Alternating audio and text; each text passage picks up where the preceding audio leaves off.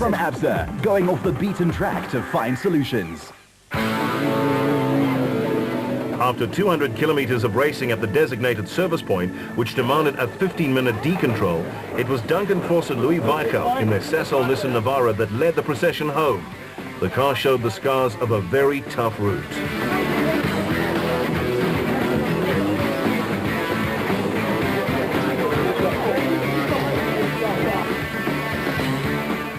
Broad, it was rough stuff out there. In the Toyota enclosure, the mechanics surveyed the damage, while Mark Renier explained just how that dent actually got there in the first place. But they were working to a very well worked out strategy.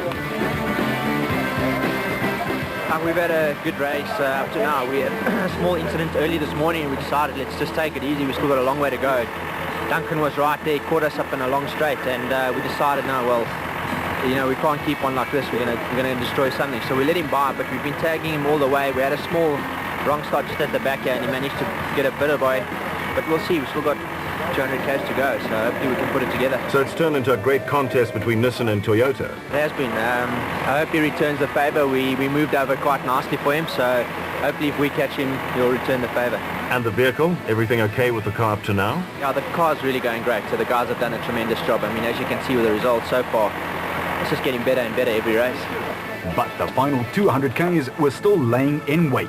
Too true, Arnie, and the Ford squad knew that better than most. Woolridge has won here 3 times, twice with Schulthomer, and their experience and the solid reliability of the Ford Ranger made them a solid bet. How was it, Neil? Just battling in the sand this morning, and we picked up 2 punches again.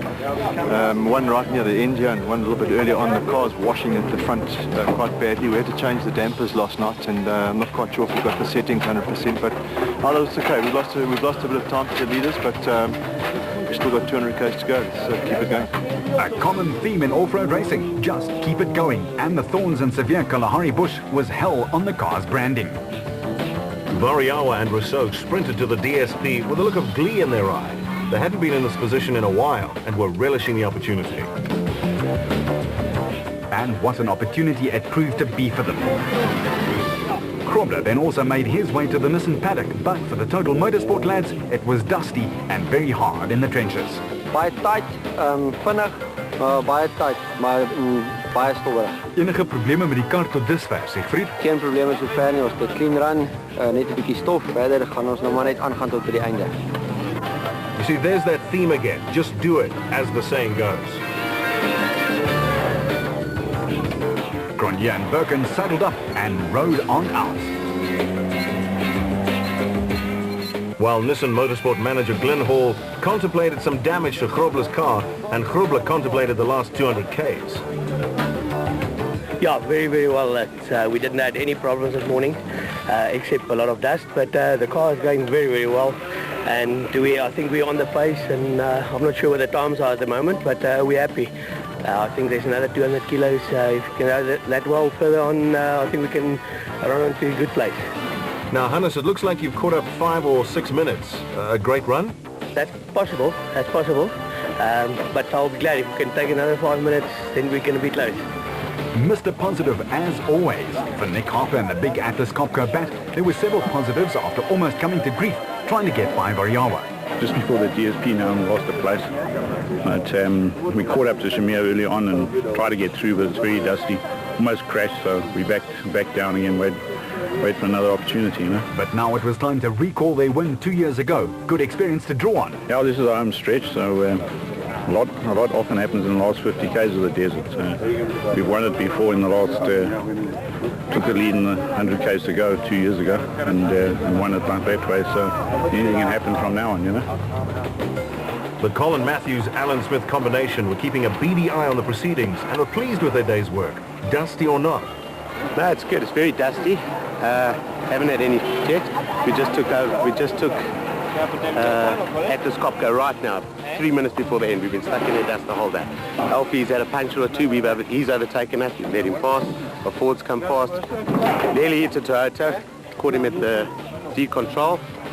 Turned left. 3 k's in. He put it sideways. He ran, jumped outside. Stopped us. We went round. He was all okay, so we just carried on. Hope the guys are right. We'll see them at the end. We got 9 minutes. Taylor was doing an unbelievable job in the second Toyota. The multiple track champion has slotted into the role of off-road racer with great ease and lots of speed. We're right up there. We fought Nick Harper, and behind him in his dust I hit the post on the left-hand side, which put the nerve bar into the wheel. So about 10 k's later we had to stop and change that because it just started getting worse. And we had to then take the nerve bar off, and then we carried on going. Again in the dust, tripped another tree, this time on the right. Same thing, nerve bar into the wheel, stop, take that off, and now 5 k's from the end we got another flat, unfortunately. But yeah, so far so good. Just have to keep it nice and tidy and now bring it to the end. Draai in of draai uit om hoor te maak. As jy waard Anne, soms is dit op hoor het dan maak hy nie. George Barkhuizen wanted a bit more from the Rubicon Toyota and was pleased with a great effort in the desert.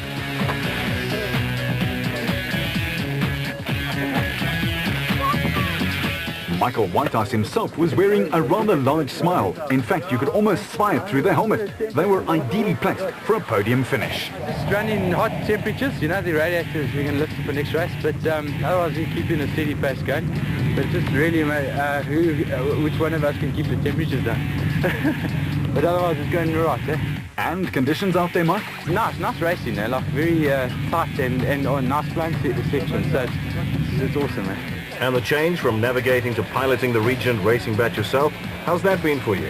Oh, well, it's great. I mean, I love the driving. It's a little bit more expensive than navigating. Okay, thanks. Defending desert champions Cully and Quinton Silvald were continuously racing with one eye on the road and the other on the temperature gauges. But then again, so was Whitehouse. I was in tune with you, and then... That's fine. You must go. I mean, I can't race. Where's the water temperature? I'm at between 107 and 110. Really? But I've got to 138 in the older now. Yeah, because I'm 108 on the water, you know. Good. Haven't got any major problems with the car. Unfortunately, we lost the GPS. It's malfunctioning, so I'm only driving on the route schedule. But the route schedule is very good. The markings are spot on.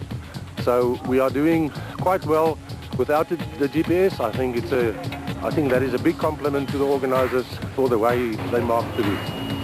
And that was the general consensus amongst the crews. The Zermattens were in the lead by almost 20 minutes in class and could take it relatively easy. With their nearest rivals, Labuschagne and Gerber, filling the berth right next to them. Crews had only 15 minutes to fill up, clean up and fix up. The pressure at DSP is always immense.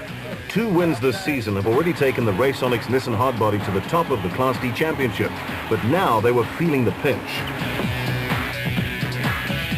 With a long way to go, and remember, with 800 kilos in their back pockets, the business end of the 08 Toyota Kalahari Botswana 1000 Desert Race was ahead, and we'll show it to you right here on Supersport. Vehicle and asset finance from ABSA, overcoming all